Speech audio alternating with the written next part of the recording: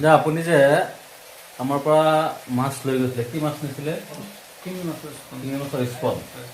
শিঙি মাছৰ স্পন লৈ পেলাই দাদা পুখুৰীত এৰিছিলে আৰু সেই শিঙি মাছৰ স্পন যেতিয়া ডাঙৰ হৈছে, ডাঙৰ মানে পোনা 1 ইঞ্চি 1.5 ইঞ্চি হৈছে আৰু আগত যে নিছিলে সেইবিলাক ডাঙৰ হৈছে।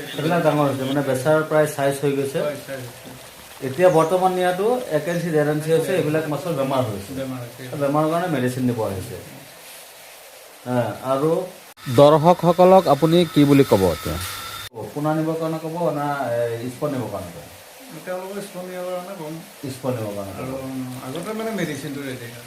আৰু আপোনাৰ ওচৰৰ পাজৰৰ যদি কোনো মানুহে মানে কৰিব বিচাৰে, আপোনাৰ পৰা কিবা শিকিবলৈ যদি চেষ্টা কৰে, আপুনি শিকাব? হয়, শিকাম। কাৰণ আমাৰ ফালৰ পৰা যিখিনি আপুনি শিকিছে সেইখিনি শ্বেয়াৰ কৰিব।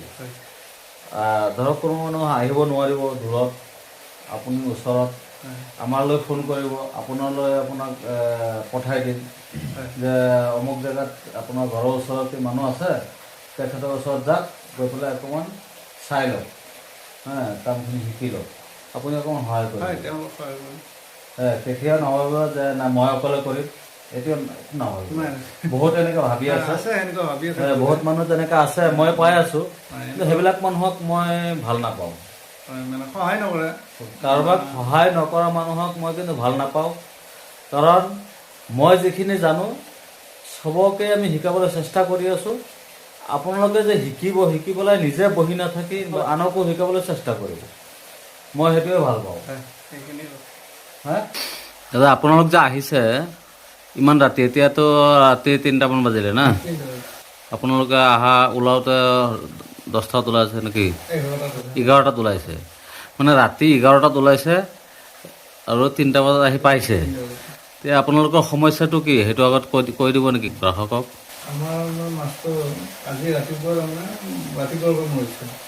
অকণমান জোৰা কওক। ৰাতিপুৱাৰ পৰা মৰি আছে। কি মাছ আছিলে? শিঙি মাছৰ পোৱালি। শিঙি মাছৰ পোৱালি মানে কিমান দিন বয়স হৈছে? 27 দিন বয়সৰ। মানে হঠাৎ মৰা আৰম্ভ হৈছে, কিবা ভাইৰাছ আক্ৰান্ত হৈছে? আচ্ছা, ভাইৰাছ আক্ৰান্ত হৈছে। এতিয়া ভাইৰাছ আক্ৰান্ত হৈছে, তাত মেডিচিন নাই?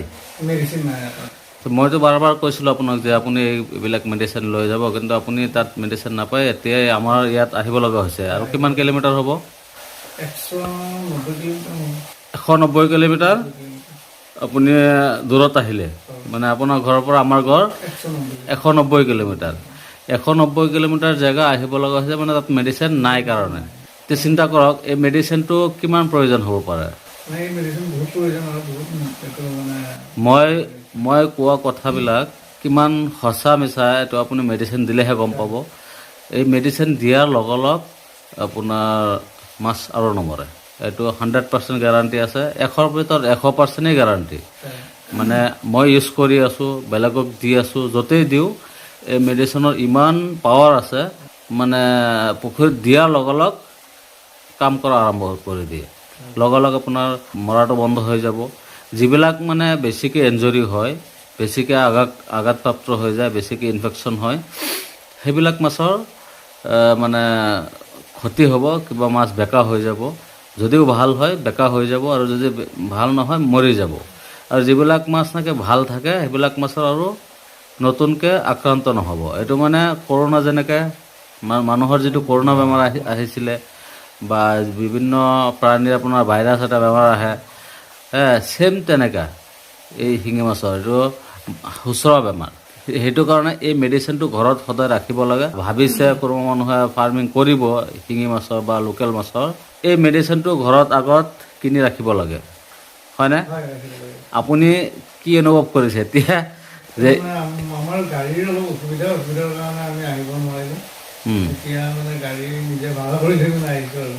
ভাড়া কৰি আহিলে। এতিয়া চাওক, মেডিচিনটোতো ইমান দাম নহয়। মেডিচিন যিমান টকাৰ আছে, তাত আপোনাৰ গাড়ী ভাড়াটো ইমান টকা গুচি গৈছে, ডাবল হৈ গৈছে।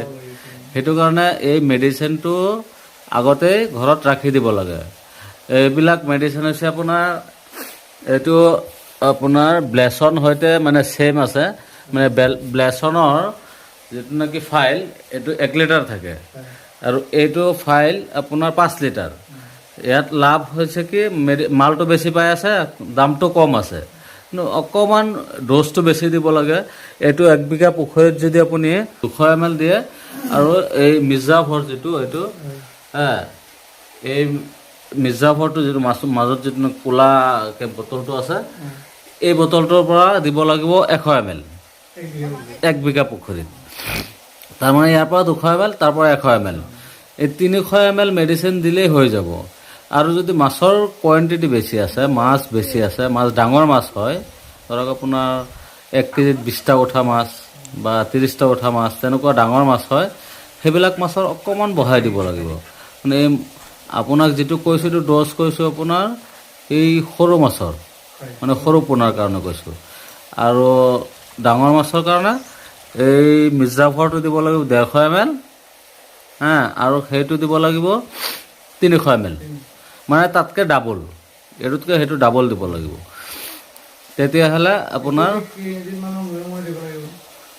মানে কথাটো হৈছে কি, এইবিলাক মেডিচিন এই প্ৰথমত 1 মাহ মূৰে মূৰে দিলেই হৈ যায়। ধৰক আপোনাৰ প্ৰথম যিটো নেকি পৰিচৰ্যা, এইটো পৰিচৰ্যাৰ ভিতৰত মানে প্ৰত্যেক মাহে মাহে মানে ৰুটিন হিচাপত হ'ব 1 মাহ মূৰে মূৰে। তাৰপিছত আপোনাৰ 25 দিনৰ মূৰে মূৰে মাৰিলে, 2বাৰমান মাৰিলে, 2 সপ্তাহ 2বাৰ মাৰিলে 2টা ড'জ। তাৰপিছত মাৰিলে 20 দিন মূৰত আৰু 2বাৰ 2টা ড'জ মাৰিলে। এনেকৈ আগুৱাই আগুৱাই আনি পেলাই যেতিয়া নেকি মাছটো ডাঙৰ হৈ যাব, বেচাৰ সময় হৈ যাব, ধৰক আপোনাৰ মাছ ডাঙৰ হৈ গৈছে, 1 মাহ পিছত বিক্ৰী কৰিব বা 2 মাহ পিছত বিক্ৰী কৰিব, সেইটো সময়ত মাছ ডাঙৰে থাকে না, 20টা 20টা উঠা, তেনেকুৱা চাইজ হৈ গ'লে 1 সপ্তাহ পিছে পিছে মাৰিব লাগিব। মানে 1 সপ্তাহৰ মূৰে মূৰে এই মেডিচিনটো দিব লাগিব। কিন্তু এই মেডিচিন দিয়া হয়তো পইচা যাব, কিন্তু পইচা গ'লেও বহুত লাভ আছে। লাভ আছে। এইটো প্ৰবায়টিক হয়, এইটো হৈছে প্ৰবায়টিক, এইটো হৈছে ইষ্ট, এইটো মাছৰ ইষ্ট, মানে ইষ্ট বেলেগ এটা, এইটো মানে বহুত কাৰ্যকাৰিতা মাছৰ কাৰণে বহুত কাম কৰে। মানে এইটো এনেকুৱা বস্তু, এইটো আপোনাৰ বেক্টেৰিয়া পুখুৰীত হোৱাৰ কাৰণে বহুত সহায় কৰে। মানে প্ৰবায়টিকটো আছেই, প্ৰবায়টিকটো বেক্টেৰিয়াই অকল, কিন্তু ইষ্টে মানে সহায় কৰে। বেক্টেৰিয়াৰ খাদ্যটো হৈছে ইষ্ট, সেইটো কাৰণে লগত দি দিলে বেছি ভাল। কিন্তু এইটো দিব লাগিব 1 বিঘা পুখুৰীত, ধৰক দিলে 100 গ্ৰাম, ইয়াৰ পৰা দিলে 200 গ্ৰাম সৰু পোনাৰ কাৰণে।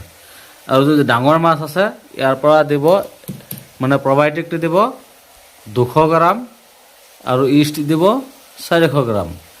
আৰু এইখিনি প্ৰবায়টিক আপুনি যদি 1 সপ্তাহ পিছে পিছে দিব পাৰিব ডাঙৰ মাছক।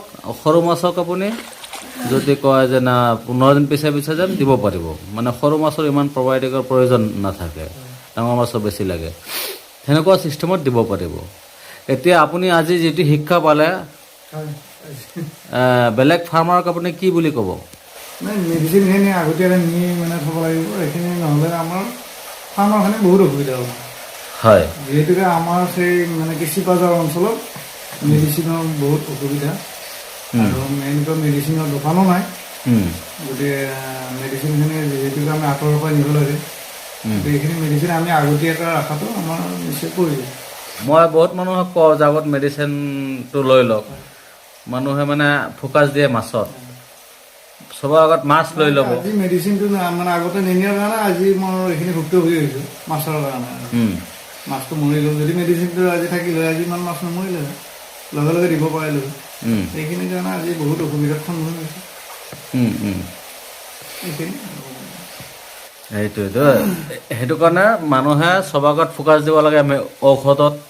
ঔষধটো ৰেডি কৰিব লাগে। ঘৰত যদি ষ্টক থাকি যায়, তেতিয়াহ'লে কেতিয়াবা বেমাৰ হোৱাৰ অকণমান চিমটম দেখা পালেই দিব পাৰে।